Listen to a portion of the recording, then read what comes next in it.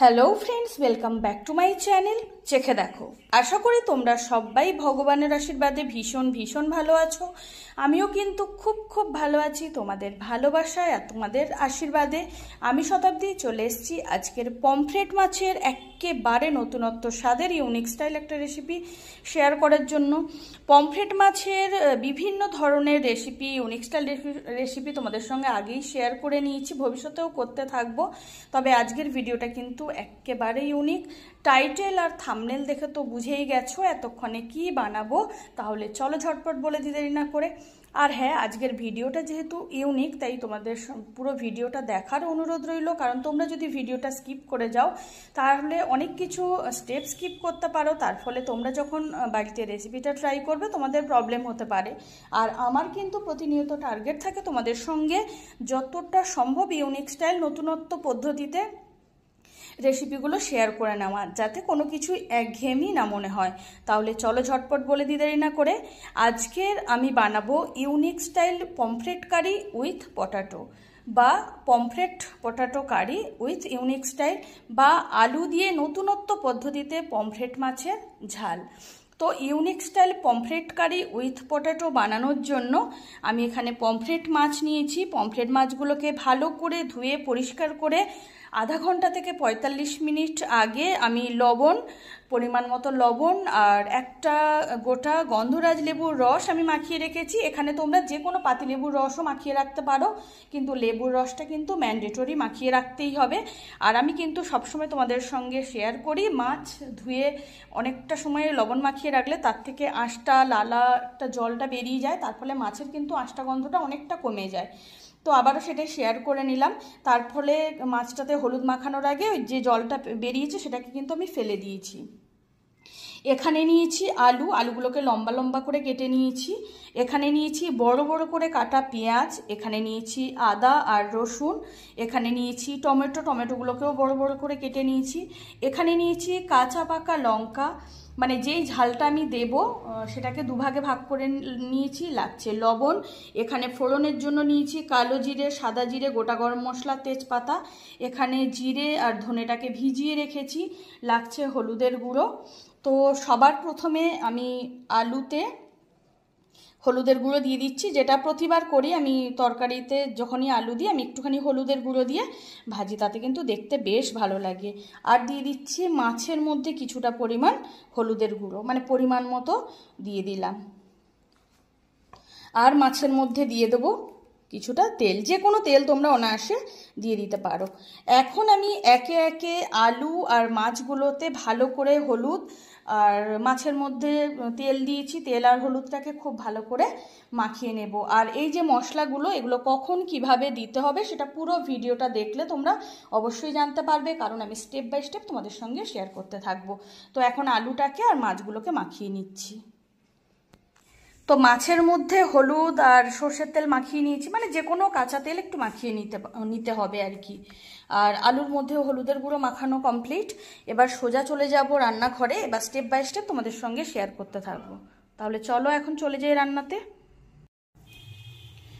আছে কড়াই বসিয়ে দিয়েছি, কড়াইতে দিয়ে দেবো অবশ্যই সর্ষের তেল, কারণ রান্নাটা কিন্তু সর্ষের তেলেই করতে হবে।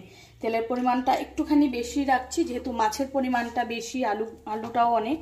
সবার প্রথমে সর্ষের তেলটাকে একদম ধোঁয়া ওঠা গরম করে নেব। আর একটা আছে, আমি একটা ননস্টিকের কড়াই বসিয়ে দিচ্ছি, এখানেও দিয়ে দিচ্ছি বেশ কিছুটা পরিমাণ সর্ষের তেল। এখন এই তেলটাকেও ভালো করে খুব সুন্দর করে ধোঁয়া ওঠা গরম করে নেব, মানে কাঁচা সর্ষের তেলের যে গন্ধ সেটা যাতে কোনোভাবে না থাকে। তো বন্ধুরা, সর্ষের তেলটা কিন্তু এখন খুব ভালো মতো ধোঁয়া ওঠা গরম হয়ে গেছে, সেটা তোমরা দেখে বুঝতেই পারছো। এখন আমি সমস্ত রকমের মশলা তেলের মধ্যে দিয়ে দেবো।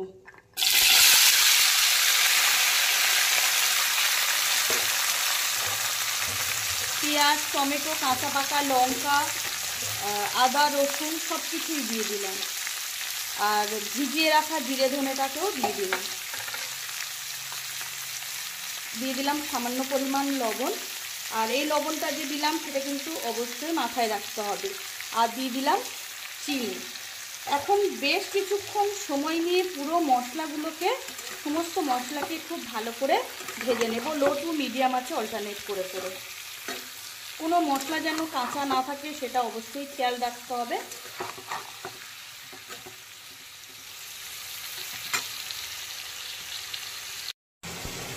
আর এদিকের কড়াই তেলটাও খুব ভালো মতো ধোঁয়া ওঠা গরম হয়ে গেছে। এখন আমি একে একে লবণ, হলুদ, লেবুর রস আর কাঁচা সর্ষের তেল মাখানো পমফ্রেট মাছগুলোকে তেলের মধ্যে দিয়ে দিলাম। কারণ আমি এখানে মাঝারি থেকে একটু বড় সাইজের মাছ নিয়েছি, তাই দুটোর বেশি দেওয়া যাবে না। তো প্রথমে মাছের একটা দিক খুব ভালো মতো ভাজা হয়ে গেলে মাছগুলোকে আমি সাবধানে উল্টো করে দেবো। আর অবশ্যই আঁচটা ফুল ফ্লেমে রাখতে হবে। ওদিকে মাছটা যতক্ষণে ভাজা ভাজা হচ্ছে মাছের একটা দিক, ততক্ষণে মশলাগুলোকে একটু নাড়াচাড়া করে দেবো। আর দেখে বুঝতেই পারছো বন্ধুরা, মশলাগুলো কিন্তু অনেকটা ভাজা হয়ে এসেছে, কিন্তু এখনও আরও কিছুক্ষণ ভাজতে হবে। পুরোপুরি কাঁচা গন্ধ চলে যাওয়া পর্যন্ত কিন্তু মশলাগুলোকে ভেজে নিতে হবে। আর এদিকে মাছের একটা সাইড কিন্তু ভালো মতো ভাজা হয়ে গেছে, মাছগুলোকে আমি উল্টো করে দিচ্ছি। এখন মাছের উল্টো দিকটাও একেবারে ফুল ফ্লেমে রেখে আঁচটাকে ভালো করে ভেজে নেব। এখন কিন্তু পুরো মশলাটা খুব ভালো মতো ভাজা হয়ে গেছে, সেটা তোমরা দেখে বুঝতেই পারছো।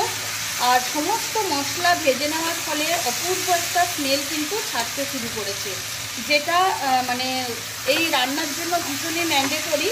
আর প্রত্যেকটা মশলা ভেজে নেওয়াটাও কিন্তু একদমই ম্যান্ডেটরি। তো আঁচটা আমি এখন বন্ধ করে দিলাম। এখন এই মশলাগুলোকে খুব ভালো করে ঠান্ডা করে নেব। তারপরে ভালো মতো ঠান্ডা হয়ে গেলে মিক্সির জারে দিয়ে মানে একদম মিহি পেস্ট বানিয়ে নেব। আর এখন পমফ্রেট মাছের উল্টো দিকটাও খুব ভালো মতো ভাজা হয়ে গেছে। মাছগুলোকে ঠিক এরকম করেই ভেজে নিতে হবে। মাছগুলোকে আমি তেল থেকে তুলে নিলাম, আর বাকি মাছগুলোকেও একইভাবে ভেজে তুলে নেব।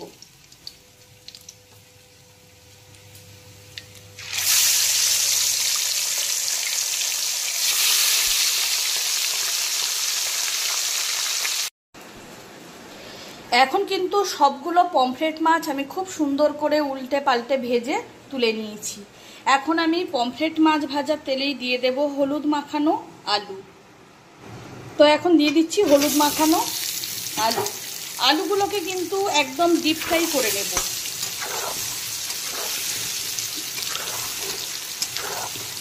আর যতক্ষণে আলুগুলোকে ভাজা হচ্ছে তার মাঝখানে ওদিকে ভেজে রাখা সমস্ত মশলাও কিন্তু ঠান্ডা হয়ে গেছে, সেগুলোর মিক্সির জারে নিয়ে আমি একটা মিহি পেস্ট বানিয়ে নিচ্ছি। তো আলুগুলো কিন্তু খুব সুন্দর করে ভেজে নিয়েছি, দেখতেই পাচ্ছ ব্রাউন ব্রাউন কালার করে। এর থেকে কড়া কিন্তু আমি আলু ভাজি না। তো আলুগুলোকে আমি যতটা সম্ভব তেল ঝরিয়ে এইভাবে ঝাঁঝরি হাতার সাহায্যে তুলে নিচ্ছি। আর ওদিকে কিন্তু আমার সমস্ত ভাজা মশলার মিহি পেস্ট একদম রেডি।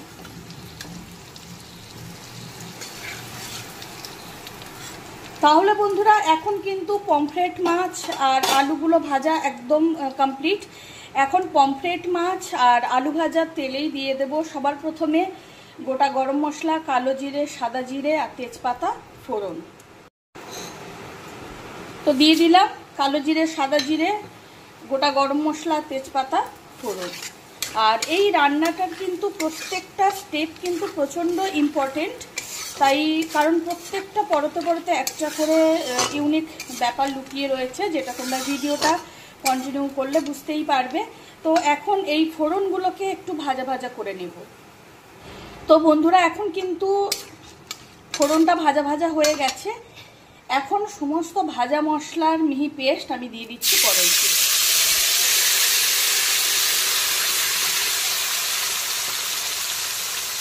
আর দিয়ে দিচ্ছি পরিমাণ মতো হলুদের গুঁড়ো। এখন সবার প্রথমে বেশ কিছুক্ষণ সময় নিয়ে মিডিয়াম টু হাই ফ্লেমে অল্টারনেট করে করে মশলাটাকে আবারও কষিয়ে একদম ভাজা ভাজা করে নিতে হবে, যাতে করে যদি কোনো মশলার থেকে মানে কাঁচা গন্ধ থেকেও যায় তো সেটাও যাতে পুরোপুরি নির্মূল হয়ে যায়। কারণ মশলাটা আমি যদিও খুব ভালোভাবে ভেজে নিয়েছিলাম সমস্ত মশলা, তবুও আরও একবার কষিয়ে খুব সুন্দর করে ভাজা ভাজা করে নিতে হবে মশলার চারদিক থেকে তেল ছাড়া পর্যন্ত। আর যেটুকু কাঁচা গন্ধ যদি থেকে থাকে সেটুকু কাটিয়ে নেওয়া পর্যন্ত।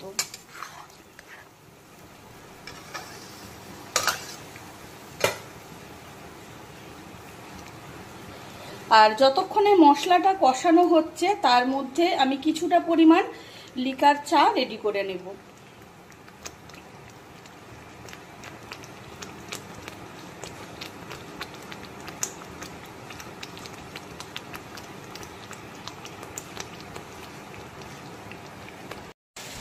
তো আমি অন্য আছে একটা সসপ্যানের মধ্যে কিছুটা জল বসিয়ে রেখেছিলাম, জলটা ফুটতে শুরু করেছে, এখন চায়ের পাতাটা দিয়ে দিলাম।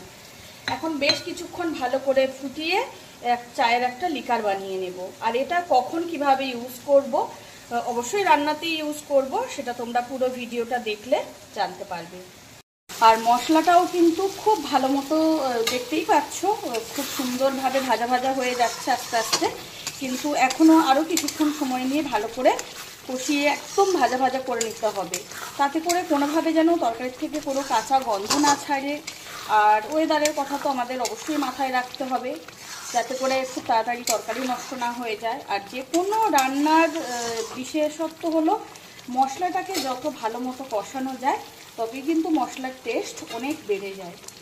তো আমি এখন এই মশলার মধ্যে মিক্সির জারে লেগে থাকা মশলা সামান্য জলে গুলে দিয়ে দিলাম, যাতে করে মশলাটা পুড়ে না যায় ভালো মতো কষানোর আগে বা ভাজা ভাজা হওয়ার আগে বা কাঁচা গন্ধ যাওয়ার আগে, সেটা অবশ্যই মাথায় রাখতে হবে।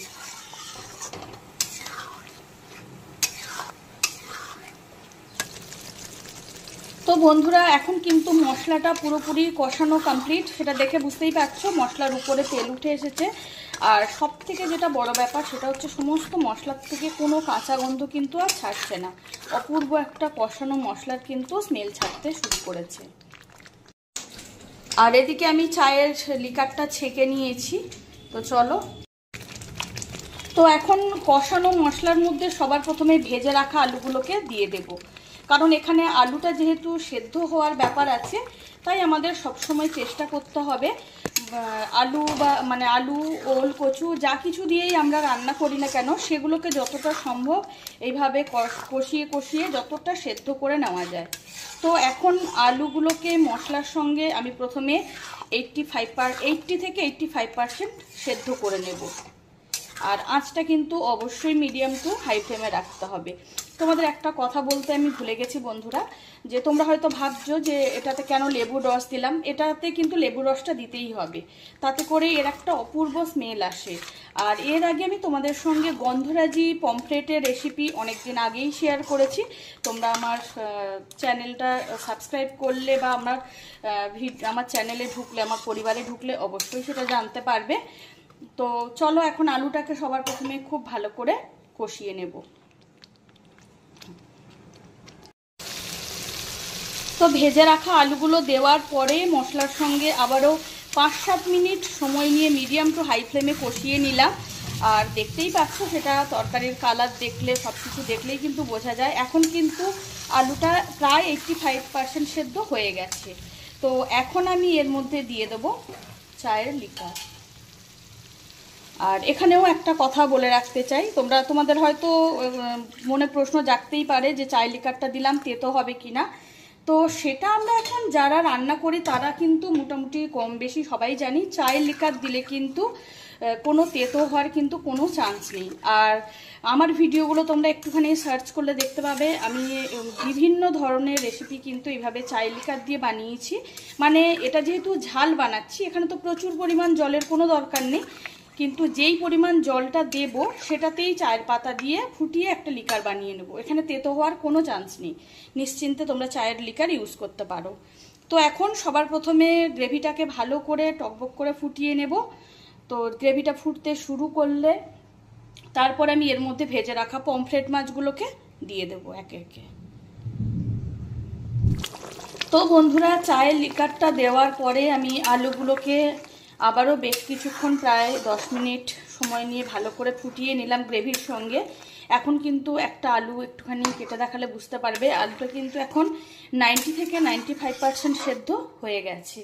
তো এখন আমি ভেজে রাখা পমফ্রেট মাছগুলোকে একে একে গ্রেভির মধ্যে দিয়ে দেব, কারণ আলুর যেটুকু বাকি আছে সেদ্ধ হতে সেটা কিন্তু মাছের সঙ্গে হবে। তাতে করে কি মাছের মধ্যে সমস্ত মশলার ফ্লেভারটা ঢুকবে, আর মাছের যে নিজস্ব একটা কাট থাকে সেটাও যাতে সমস্ত গ্রেভির সঙ্গে বা আলুর মধ্যে ঢোকে সেটা কিন্তু অবশ্যই খেয়াল রাখতে হবে। আর তোমরা হয়তো ভাবছো যে আমি কেন লবণটা দিলাম না, কারণ আমি মশলাটা ভাজার সময় মোটামুটি স্বাদ মতো লবণ দিয়ে রেখেছিলাম। আর যে কোনো মাছ হোক মাংস হোক যখনই আমরা ধুয়ে তাকে লবণ মাখিয়ে আধা ঘন্টা 1 ঘন্টা রেখে দিই, তাতে করে কিন্তু বেশ অনেকটা পরিমাণ লবণ কিন্তু ঢোকে, মানে অ্যাবজর্ব হয়। তো তার ফলে মাছটা ভাজার পরে যখন আমরা গ্রেভিতে ফোটাই তখন কিন্তু সেই লবণটা ছাড়তে শুরু করে। তাই গ্রেভিটাকে ফোটানোর পরে একদম লাস্টে আমি একটুখানি দেখে যদি লাগে তখন লবণটা অবশ্যই দিয়ে দেবো। এখন আঁচটাকে একদমই ফুল ফ্লেমে করে দিলাম। এখন আবারও প্রায় 10 থেকে 12 মিনিট সময় নিয়ে বাকি রান্নাটা আমি করে নেব। আর আঁচটা কিন্তু অবশ্যই ফুল ফ্লেমে রাখতে হবে, যাতে করে কড়াইতে কিন্তু সমানভাবে যেন আঁচ লাগে সেটা অবশ্যই খেয়াল রাখতে হবে।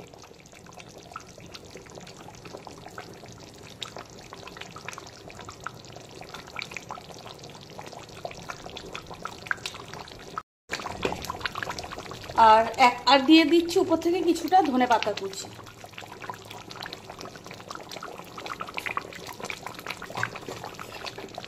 এখন বাকি রান্নাটা আমি ফুল আঁচে করে নেব।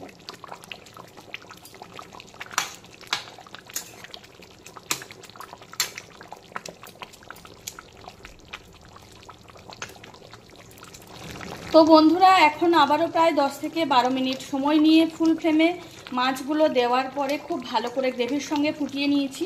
আর গ্রেভিটা দেখতেই পাচ্ছ তো একদম গামাখা হয়ে গেছে। আর এটা কিন্তু ঠান্ডা হতে হতে আর একটুখানি জমে যাবে, যেহেতু আলু রয়েছে।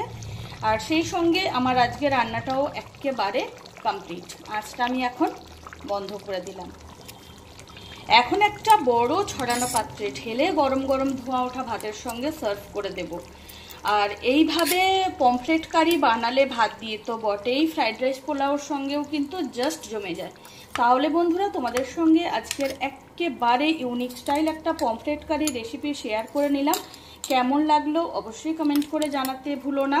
আর খেতে কিন্তু জাস্ট অনবদ্য হয়, যে কারণে তোমাদের সঙ্গে শেয়ার করে নেওয়া। আমার আজকের রেসিপি যদি তোমাদের ভালো লেগে থাকে তাহলে অবশ্যই রেসিপিটা বাড়িতে ট্রাই করার অনুরোধ রইল। আমার আজকের রেসিপি যদি তোমাদের ভালো লেগে থাকে তাহলে অবশ্যই লাইক কমেন্ট শেয়ার করে দিও। চ্যানেলটিকে সাবস্ক্রাইব করে দিও আরও অনেক ভালো ভালো ইউনিক স্টাইল রান্নার রেসিপি পেতে। পাশে থাকা বেল আইকনটি অবশ্যই প্রেস করে দেবে, তাতে করে আমি যখনই কোনো নতুন রান্নার ভিডিও আপলোড করব সবার প্রথম তোমরা নোটিফিকেশান পাও। পমফ্রেট মাছের বা মাংসের বা কোনো সবজির বা যে কোনো অন্য কোনো মাছের বা চিংড়ির আবারও কোনো নতুন স্বাদের নতুন রেসিপি, অবশ্যই ইউনিক স্টাইল রেসিপি শেয়ার করে নেব খুব তাড়াতাড়ি। ততক্ষণ সবাই খুব ভালো থেকো, সুস্থ থেকো, আমিও ভালো থাকবো অবশ্যই। আর কথা হচ্ছে পরের ভিডিওতে। আজকের মতো বিদায়।